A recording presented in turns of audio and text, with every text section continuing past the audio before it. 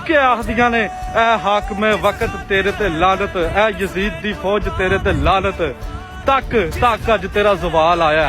ये जवाल तां ही आया कि अज कौम जागी है। ये जेरे 4 जी नजर आ रहे ने ना, ये फौजियां दी अपनियां फैमिलियां ने, ये कोई और नहीं आया है। मासी नूर जहां मर गई है 1965 वाली, जेरी आखदी ही ये पुत्तर हटांदे नहीं विकदे, हुण कोई मासी नूर जान नहीं आउनी। वो भी तुहाडे झूठे नगमे बेचारी गा गा के वो भी शर्मिंदा हुंदी होनी है कि मैं ये पुत्तरां वास्ते आखदी रही हां। तुहाडा हुण जवाल शुरू वे। मेहरबानी है मेरे कप्तान मेरे खान दी, जिन्हें तुहानू नंगा कीता कि तुसी जालम इन्ने सालां तो जुल्म कर रहे हो।